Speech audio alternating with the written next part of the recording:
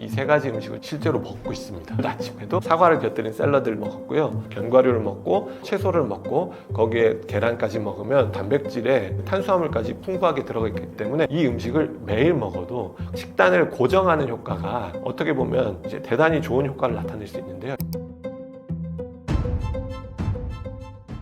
안녕하세요. 유튜버에서 아는 의사 오빠로 활동하고 있는 가정의학과 전문의 김하중 원장입니다. 아침 공복에 먹는 음식이 중요한 이유는 뭔가요? 보통 잠을 자게 되면 대략 6시간에서 8시간을 자게 되죠. 그러면은 자기 직전까지 먹지는 않을 테니까 한 10시간 이상은 공복 상태에 빠지게 됩니다. 그렇게 되면 에너지가 좀 고갈된 상태가 되겠죠. 그래서 아침에 일어나면 에너지가 고갈된 상태이고 또 신진대사가 깨어나지 않은 상태가 됩니다. 아침 식사를 하게 되면 에너지 고갈 상태를 빠르게 벗어나게 함으로써 뇌의 깨어남, 그러니까 뇌를 빨리 깨울 수 있게 돼요. 그러면 업무적인 능률이나 학습 능력을 빨리 회복할 수 있는 그런 기회를 맞게 할 수 있고요. 또한 아까 신진대사가 떨어져 있다고 했잖아요. 아침 식사를 하게 되면 우리 몸을 전체적으로 잠을 깨우고 신진대사를 원활하게 하는데 마중물 역할을 하게 됩니다. 그렇기 때문에 공복 시에 아침 식사는 아주 중요합니다. 한 가지 더 말씀드리자면 아침 식사를 하게 되면 그게 자연스럽게 점심과 저녁으로 이어지면서 아침 식사를 안 하게 되면 점심에 많이 배가 고프잖아요. 그러면 점심 식사를 많이 하게 되거든요. 아침 식사를 푸짐하게 했을 때는 자연히 점심 식사를 적게 할 수 있고 그 다음에 또 저녁 식사를 좀 조절할 수 있기 때문에 폭식이라든지 과식으로 이어지지 않게 해주는 좋은 역할을 하게 됩니다. 아침에 피해야 할 음식은 어떤 게 있을까요? 일단 세 가지로 딱 요약해 볼 수 있는데요. 초가공식품, 고당분 식품, 그리고 카페인이 섞인 음료, 이게 세 가지가 있을 수 있겠습니다. 초가공식품은 아시겠지만 패스트푸드라든지 햄버거라든지 이렇게 가공이 많이 된 식품인데요. 좋지 않은 성분들이 많이 포함되어 있고 칼로리는 높지만 영양 성분이 낮아요. 그렇기 때문에 아침 식사로는 적절하지 않습니다. 그리고 당이 높은 성분들은 예를 들면 흰쌀밥, 아니면 하얀 밀가루, 아니면 이제 단 음료, 이런 것들이 있을 수 있는데 이런 것들은 혈당을 되게 빨리 높이게 됩니다. 공복 시에 혈당을 되게 빨리 높이면 혈당 스파이크라는 게 일어나게 되거든요. 이렇게 되면 아무래도 혈당도 높아지고 이런 일이 반복되면 당뇨라든지 비만에 걸릴 확률이 높아지게 됩니다. 그렇기 때문에 당이 높은 음식들도 피하는 게 좋습니다. 그리고 카페인이 들어간 음료는 사실은 이제 식후에 먹는 게 더 좋은데요.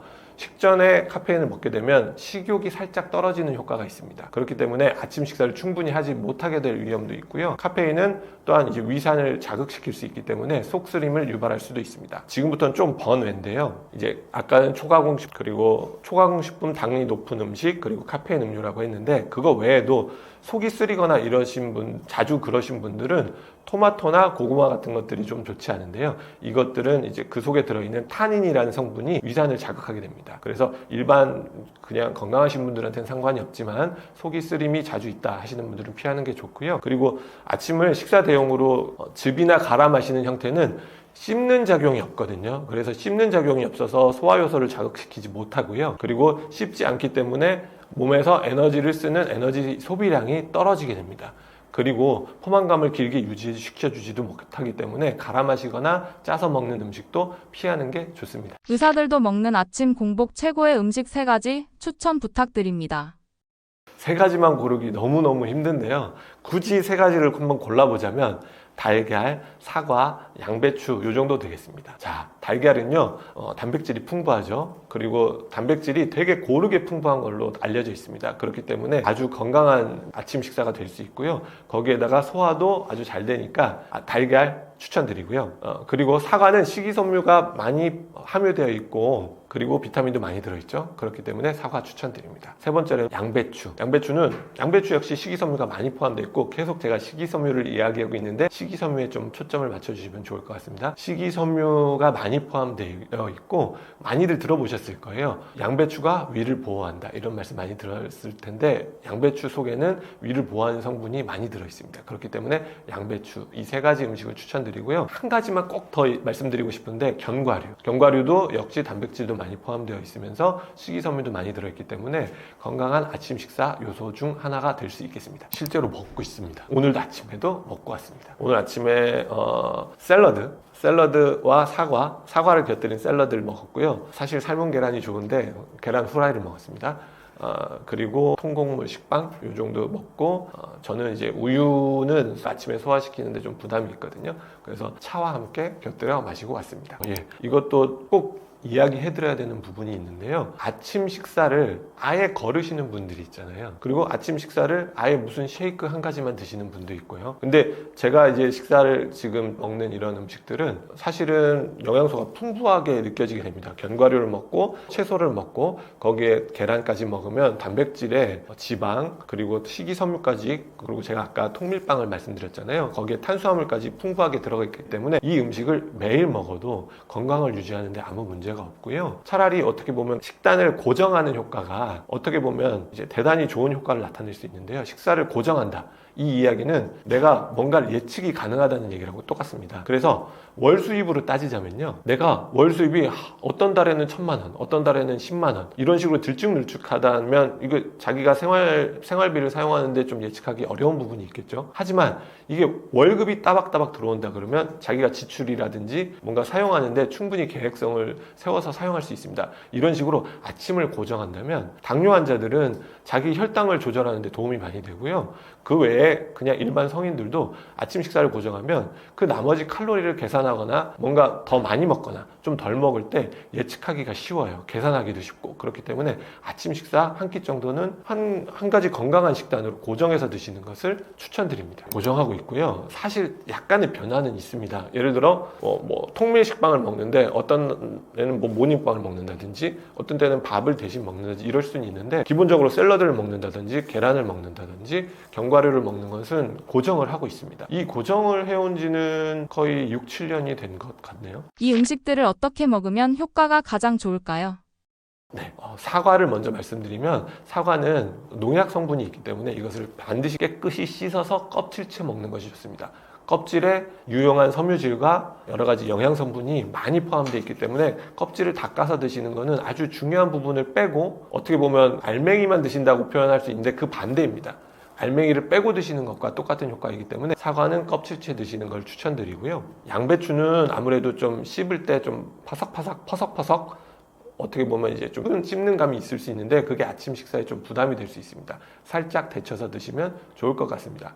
그리고 달걀은 후라이 많이 생각하시는데요. 후라이는 고온으로 요리를 하는 거기 때문에요. 당 독소가 좀 많이 만들어질 가능성이 있습니다. 그래서 가장 좋은 방법은 삶은 달걀 혹은 술안으로 드시는 게 좋습니다. 견과류 아까 살짝 말씀드렸는데요. 견과류에 요즘에 하루에 무슨 견과류 하면서 이제 패키지로 된 견과류 있잖아요. 거기에는 아주 맛이 심심하기 때문에 가미가 되어 있거나 아니면 크랜베리 같은 이제 단 그런 음식들이 포함이 되어 있는 경우가 있거든요. 그런 것은 좀 빼고 드시는 게 좋습니다. 그러니까 견과류는 그냥 가미되지 않은 그냥 순수한 견과류 형태로 드시는 게 좋겠습니다. 요즘에 지퍼백 같은 거에 통으로 되어 있는 거 있잖아요. 성분표를 반드시 보셔야 돼요. 어떤 아몬드가 좋다 이게 아니라 그냥 이제 무염. 근데 쉽게 그냥 드셔보시면 압니다. 짭짤하다 이러면 이제 염분이 첨가된 거고요. 짭짤하면서 달콤하다 이러면 이제 설탕까지 들어있는 겁니다. 그리고 무슨 하루 땡땡 견과 이렇게 해서 패키지로 되어 있는데 그 안에 뭔가 이제 그 견과류 사이사이에 무슨 분말 같은 것이 묻어 있다. 이건 가미가 된 거고요. 거기 안에 이제 중간중간 건포도라든지 크랜베리 말린 것들이 들어있다. 그러면 그거는 사실은 빼고 드시는 게 더 좋습니다. 왜냐하면 당분이 아주 높거든요. 그러니까 하루에 견과류 이만큼 먹어야지 하면서 견과류가 썩 맛이 없잖아요. 그러니까 그 쉽게 말하면 건빵에 들어있는 별사탕 같은 느낌으로 이거 크랜베리 내가 건강한 거 먹으니까 크랜베리를 좀 반찬처럼 먹어야겠다 이런 식으로 드시는 경우가 많은데 일단은 빼고 드시는 게 좋고요. 견과류는 딱딱한 콩류거든요. 땅콩, 아몬드, 피스타치오 이런 것들인데 크랜베리는 견과류가 아닙니다. 아침에 피해야 할 음식은 어떤 게 있을까요? 그렇다면 일단 건강한 아침 식사를 한번 구성해 보셔야 될 것 같은데요. 샐러드 형태가 제일 좋을 것 같습니다. 양배추가 포함된 샐러드에 토마토 좀 넣고요. 그리고 거기에 삶은 계란을 슬라이스해서 넣으면 좋을 것 같습니다. 거기에 드레싱은 사과 식초라고 요즘에 흔히들 하는데 사과 식초로 드레싱을 하는 게 어떨까 하는데요. 거기에 설탕이나 소금은 되도록 넣지 않는 게 좋겠죠. 그 상태에서 그래도 난 맛이 좀 너무 좀 비는 것 같다. 그러면 사과를 좀 깍둑 썰기 하거나 슬라이스해서 같이 넣어서 함께 드시면 충분히 맛있는 샐러드가 될 수 있을 거예요. 그렇게 샐러드를 드시고요. 식빵을 만약에 드실 거면 통곡물 식빵 아니면 호밀빵 식빵 뭐 이런 형태로 통곡물 식빵 한 조각 혹은 두 조각 이렇게 드시면 좋을 것 같고요. 이거에 잼을 발라 먹는 것보다는 땅콩 버터, 이것도 또 어려운데요. 가미가 되지 않는 땅콩 버터가 있어요. 정말 좀 사실 저도 그렇게 맛있다고 생각은 안 되거든요. 그래서 저희 집 같은 경우는 저희 아내가 자주 사용하는 방법인데, 가미가 안 된 땅콩 버터에 가미가 된 땅콩 버터를 아주 살짝 섞어요. 그렇게 해서 식빵을 먹거든요. 그렇게 차 한 잔, 요 정도 드시면 아주 풍성한 아침 식사가 될 것 같습니다. 만약에 한식을 고집하고 싶으시다면요, 아까 말씀드린 샐러드에다가 채소가 많이 들어간 국, 그리고 밥인데 현미밥이 좋겠죠. 그렇게 식사를 하시면서 아침 식사를 해결하면 좋을 것 같습니다. 이렇게 아침 식사를 고정해서 오랜 기간, 장기간 드시게 되면요, 아까 말씀드렸듯이 식사가 고정이 되는 효과가 있는데, 고정이 되면 내 혈당이라든지 내 칼로리를 어느 정도 예측이 가능한 이제 시나리오 안에서 식사를 할 수 있게 되는 장점이 있고요. 그리고 직접적인 건강적인 효과는 아까 말씀드린 것들이 식이섬유도 많이 포함되어 있고 단백질도 어느 정도 풍부하고, 그리고 아주 건강한 탄수화물이 들어있기 때문에 혈당 스파이크를 예방할 수 있습니다. 그리고 혈당 스파이크를 예방하면서 비만이나 당뇨에 빠질 위험을 줄여주고요. 그리고 이 정도 드시게 되면 점심이라든지 저녁까지 이제 과식이나 폭식을 예방할 수 있기 때문에 이것 또한 비만 혹은 당뇨에 빠질 위험을 줄여주게 됩니다. 또한 단백질도 풍부하게 들어있기 때문에 어떻게 보면 그 단백질도 풍부하게 들어있고 어느 정도 에너지, 칼로리도 충분하기 때문에 출근하고 나서 아니면 업무로 이제 투입되었을 때 아니면 학습을 시작했을 때 학습 능률도 좋아지고요. 그리고 생활의 활력도 높아질 수 있는 효과가 있습니다.